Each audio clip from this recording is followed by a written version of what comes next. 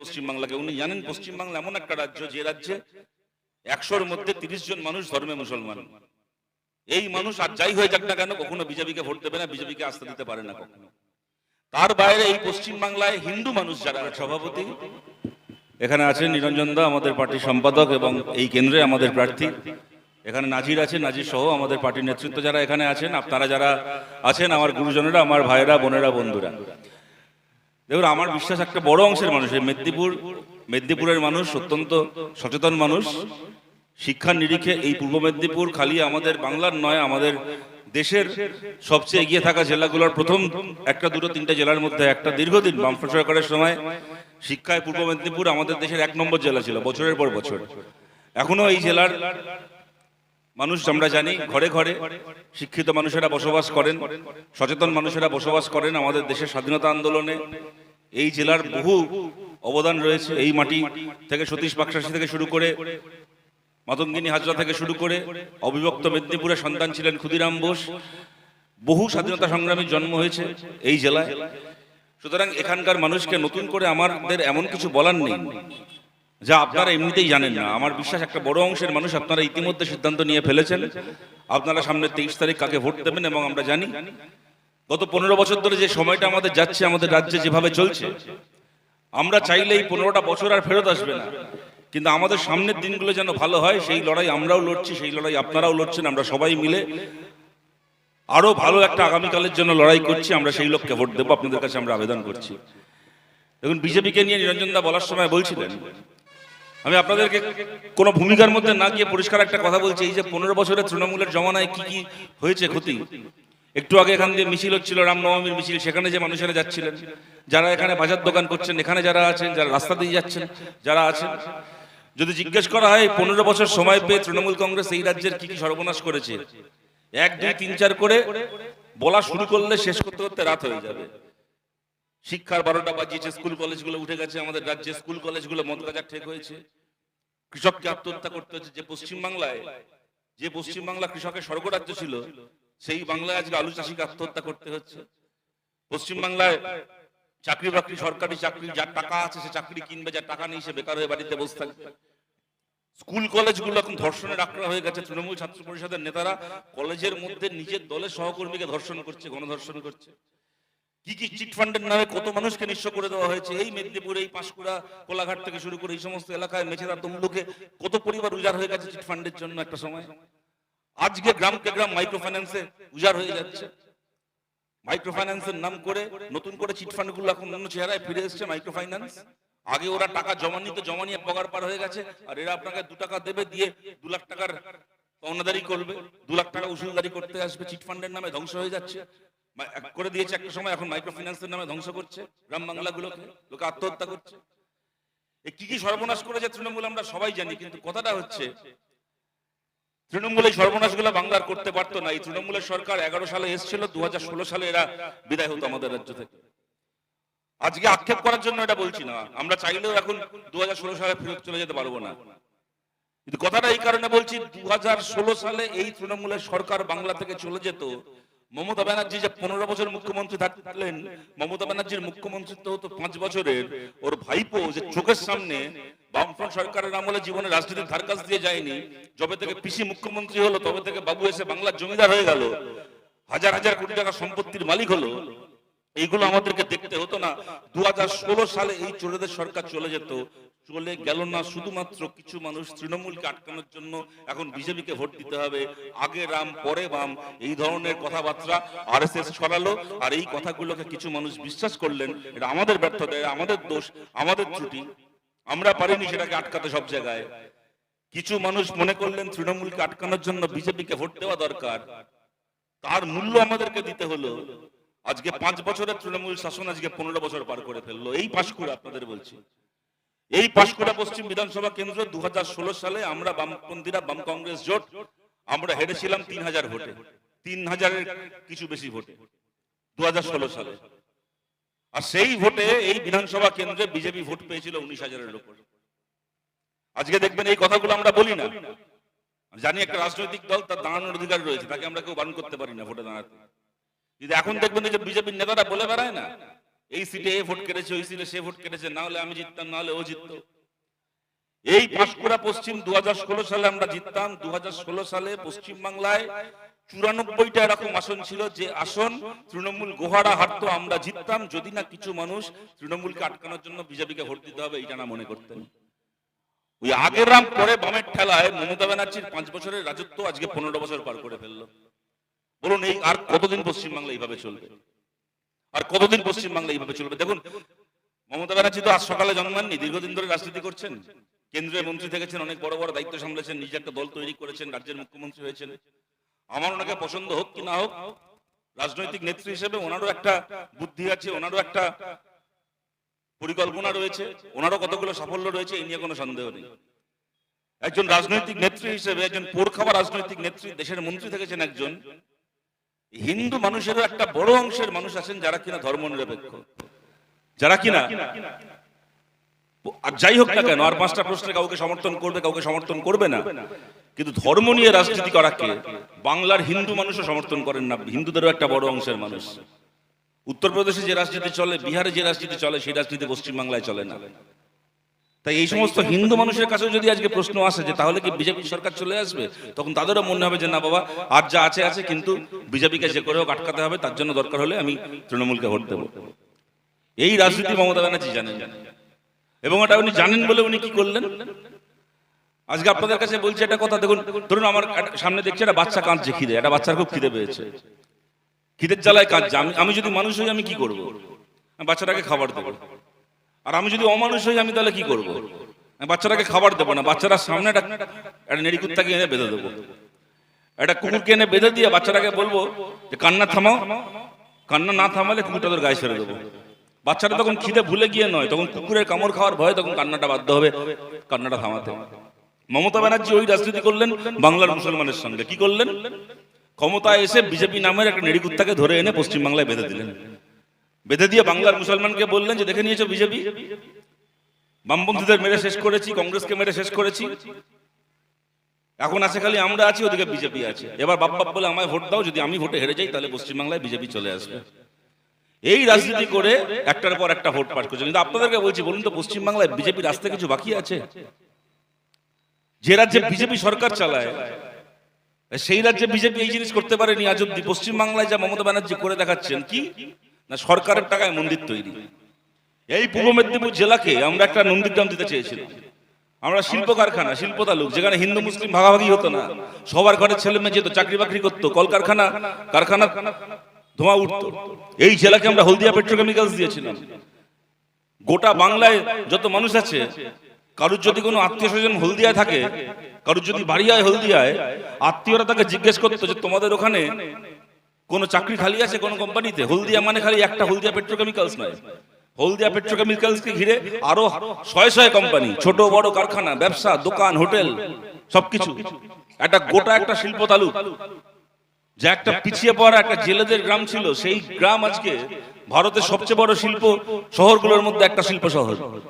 কারুর যদি আত্মীয় থাকে হলদিয়ায়, তাকে প্রশ্ন করতো অন্যান্য জায়গার লোকেরা যে হ্যাঁ তোমাদের ওখানে কোনো কোম্পানিতে কোনো চাকরি খালি আছে, আমার ছেলেটাকে আমার মেয়েটাকে তোমার ওখানে পাঠাবো, দেখো তো তোমার ভাইপোর জন্য ভাইজির জন্য একটা কাজের ব্যবস্থা করে দেওয়া যায় কিনা, কোনো কোম্পানিতে ঢুকিয়ে দেওয়া যায় কিনা।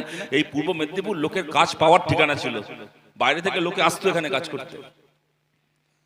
আজকে শ্মশান বানিয়ে রেখে দিয়েছে একটা গোটা জেলাকে, বানিয়ে দিয়ে কি করলো, কল কারখানা সব বন্ধ করে বললো এখানে মন্দির করে দিয়েছি, যাও এবার ভালো করে পুজো করো। সরকারের টাকায় মন্দির তৈরি করেছে। বিজেপি আজ অব্দি যে কাজ কোনোদিন করতে পারেনি সেই কাজ পশ্চিমবাংলায় করেছে। মোদি ওয়াকফে সংশোধনী পাস করালো, আমাদের পার্লামেন্টে ক্ষমতা নেই, আমরা পারিনি ওয়াকফে সংশোধনী পার্লামেন্টে আটকাতে।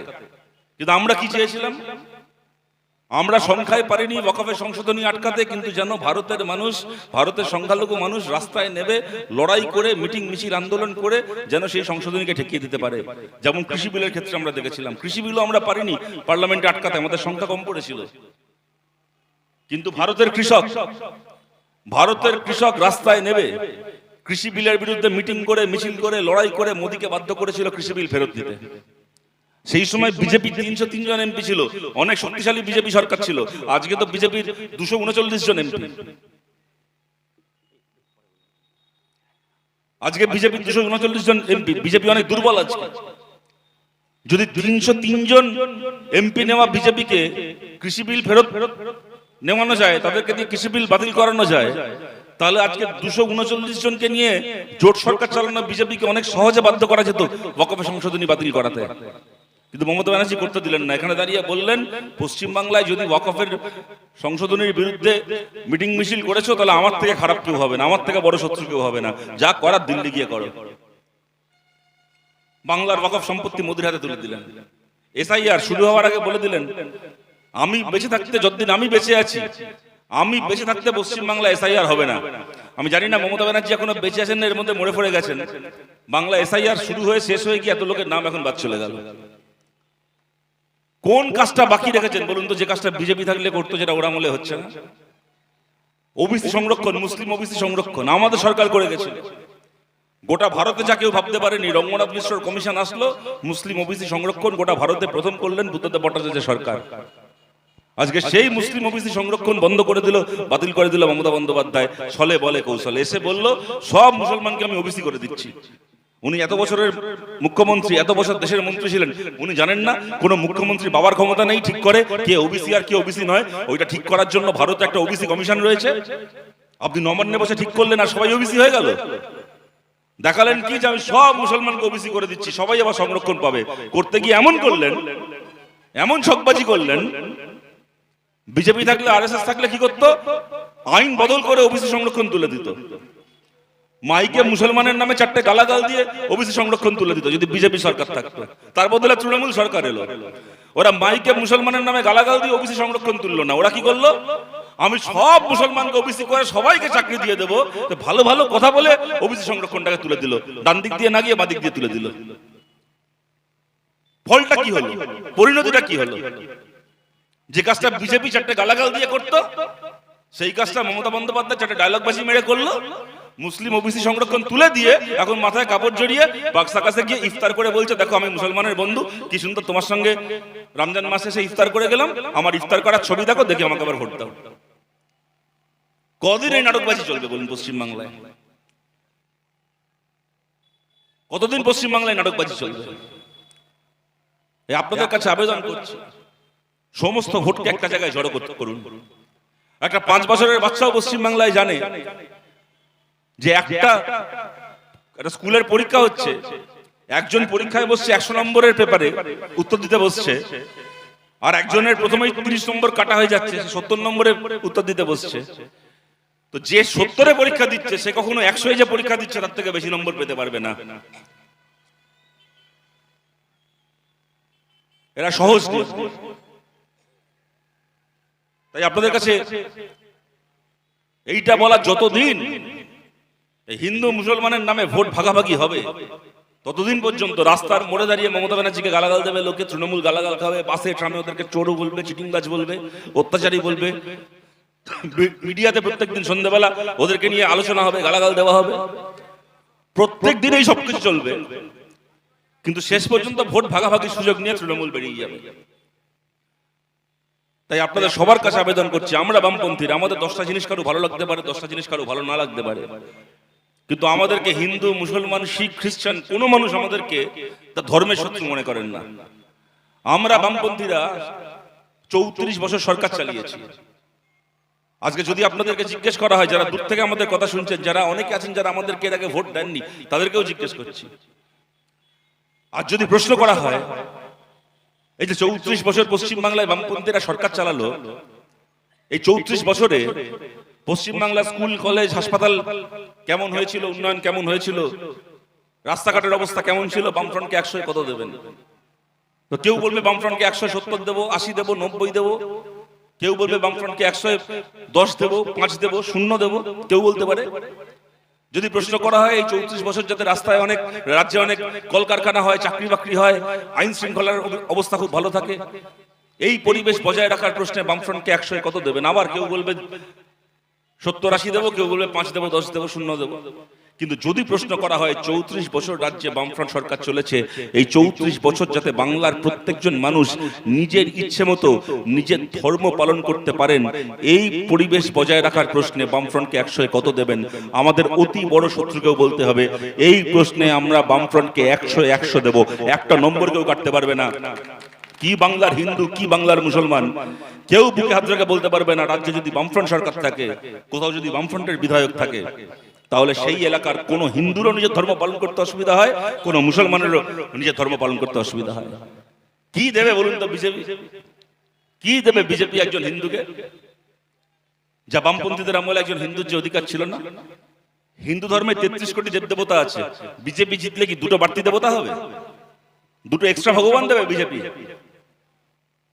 এদিকে দুর্গাপুজো, কালী পুজো, ঈদ, মহরম, ভাইফোঁটা, কোন উৎসব, কোন আনন্দ, কোনটা হতো না বামফ্রন্ট জিতলে? শীতলা পুজো, মনসা পুজো, ইতু পুজো, কোন পুজোটা হতো না বামফ্রন্ট জিতলে যা বিজেপি জিতলে করতে পারে? বাড়তি কি দেবে? কিন্তু বামফ্রন্ট আপনাকে আপনার এলাকায় সরকারি স্কুল দেবে, বামফ্রন্ট আপনার জেলা হাসপাতালগুলোকে, সাব ডিভিশনাল হাসপাতালগুলোকে শক্তিশালী করবে, তার উন্নয়ন করবে, তাতে নতুন মেশিন বসাবে, চিকিৎসার মেশিন বসাবে, ডাক্তার দেবে আপনার গ্রামের হাসপাতালে। বামফ্রন্ট আপনাকে হলদিয়া দিয়েছে, বামফ্রন্ট আপনাকে বক্রেশ্বর দিয়েছে, বামফ্রন্ট আপনাকে আরো কলকারখানা দেবে, আপনার ছেলে মেয়েকে চাকরি দেবে। সবচেয়ে বড় কথা, বামফ্রন্ট আপনাকে কথা বলার অধিকার দেবে। আপনার গ্রামের পঞ্চায়েতে কি কাজ হবে? গ্রাম সভা হবে, গ্রাম সভা হয়ে ঠিক হবে। এখন দুয়ারে সরকারের নাম করে 4টা সরকারি লোক এসে পাড়ার মোড়ে বসে, তারপর ওখানে আপনি কাজ নিয়ে গেলে বলে পার্টি অফিসে আসবো, ওই ফর্মটা দিয়ে দেওয়া হবে ওখান থেকে। তারপর পার্টি অফিসে গিয়ে শোনেন ওদের মিছিলে যেতে হবে, তারপরে আপনার লক্ষ্মীর ভান্ডারের লিস্টে নাম উঠবে। ওদেরকে আগে মহাজনের কাছ থেকে ধার নিয়ে ওদেরকে ঘুষ দিতে হবে, তারপরে বাড়ি তৈরির লিস্টে আপনার নাম উঠবে। বামফ্রন্ট আপনাকে গণতান্ত্রিক অধিকার দেবে। গ্রাম সভা হবে, গ্রাম সভা করে আপনি যদি আমাদের বিরোধী হয়ে থাকেন, আপনার গ্রাম সভায় বসে আপনি ঠিক করবেন আপনার গ্রামে কোন পাকা রাস্তাটা আগে হবে, আপনার গ্রামে কোন কাজটা আগে হবে। বামফ্রন্ট আপনাকে, বামপন্থী আপনাকে, বামপন্থীরা আপনাকে আপনার ধর্ম যাই হয়ে থাক না কেন মাথা উঁচু করে বাঁচার অধিকার দেবে, মাথা উঁচু করে নিজের ধর্ম পালন করার অধিকার দেবে। আমরা বামপন্থীরা কোনোদিন ইমাম ভাতা দিইনি, বামফ্রন্ট সরকার কোনোদিন ইমাম ভাতা দেয়নি। কিন্তু বামফ্রন্ট সরকারের আমলে মুর্শিদাবাদের এই আসানসোলের ইমাম সাহেবের মতো, বামফ্রন্টের আমলে আসানসোলের ইমাম সাহেবের মতো কোনো ইমামকে নিজের ছেলেকে দাঙ্গায় খুন হতে দেখতে হয়নি। বামফ্রন্ট কোনোদিন পুরোহিত ভাতা দেয়নি, বামফ্রন্ট কখনো পুজো কমিটিকে চাঁদা দেয়নি। বামফ্রন্টের আমলে মুর্শিদাবাদের হরগোবিন্দ দাসের মতো, চন্দন দাসের মতো কোনো হিন্দুকে দাঙ্গায় খুন হতে হয়নি।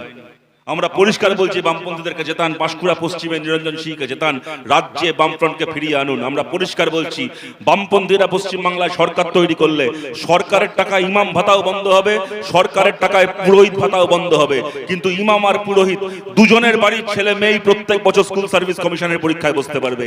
ইমাম আর পুরোহিত দুজনের বাড়ির ছেলে মেয়েই প্রত্যেক দিন স্কুলে গিয়ে দুপুরে ভালো মিড ডে মিল পাবে। ইমাম আর পুরোহিত দুজনের বাড়ির ছেলে মেয়েই এই বাংলার মাটিতে কাজ পাবে। নিজের বয়স্ক মাকে ছেড়ে বাইরে কাজ করতে চলে যেতে হবে না। আপনাদের সবার কাছে আবেদন করছি, যারা এর আগে আমাদেরকে সমর্থন করেননি তাদের কাছে আমরা আবেদন করছি, আমাদের পাশে এসে দাঁড়ান। কতগুলো কাজ আমরা পশ্চিমবাংলায় করতে চাই। দেখুন, এই মুহূর্তে আমাদের কোনো এমএলএ নেই, কোনো বিধায়ক নেই। আমরা যদি বলি এখন দাঁড়িয়ে কোনো বিধায়ক নেই, এমন ভোট হবে যে আমরা 200টা 250টা সিট জিতে যাব। বলার জন্য বলা যায়, কিন্তু সেটা সবাই বিশ্বাস করবেন না। আমি সেই সমস্ত ভবিষ্যৎবাণীর মধ্যে যাচ্ছি না। কটা আসন আমরা পাবো না পাবো তা আপনারা ঠিক করবেন, মানুষ ঠিক করবেন, তা আমরা সিদ্ধান্ত নেব না। তা কোনো মিডিয়া হাউসে বসেও ঠিক হবে না, তা কোনো মিডিয়া চ্যানেলে বসেও ঠিক হবে না। ঠিক করবেন সাধারণ মানুষ, তার বুথে দাঁড়িয়ে ঠিক করবেন কোন আসন আমরা জিতবো, কোন আসন জিতবো না। কিন্তু আপনাদেরকে বলছি, 3টে জিনিস হতে পারে পশ্চিমবাংলায়। এক, আমরা বামপন্থীরা এমন সংখ্যায় পশ্চিমবাংলায় বিধানসভায় গেলাম যে আমরা একা সরকার তৈরি করলাম। 2, আমরা একা জোরে সরকার তৈরি করতে পারলাম না, কিন্তু জোট সরকারে আমরা অংশ নিতে পারলাম, সরকারের অংশীদার হতে পারলাম। এবং 3, আমরা সরকারে যেতে পারলাম না, কিন্তু নিরঞ্জন দা এখানে ওখানে ইব্রাহিম সহ আমাদের বামপন্থী এমএলএদেরকে আপনারা জিতিয়ে পাঠালেন। বামপন্থী এমএলএরা পশ্চিমবাংলার বিধানসভায় গিয়ে তারা বিরোধী পক্ষে থাকলো, কিন্তু বিরোধী পক্ষে থেকে সরকারের বিরুদ্ধে লড়াই করলো। বামপন্থীদের যে এজেন্ডাগুলো আছে, আমাদের যে দাবিগুলো আছে, সেই দাবি পশ্চিমবাংলার বিধানসভার ভেতর তুললো, সেই কাজগুলোকে বাংলায় করার চেষ্টা করলো।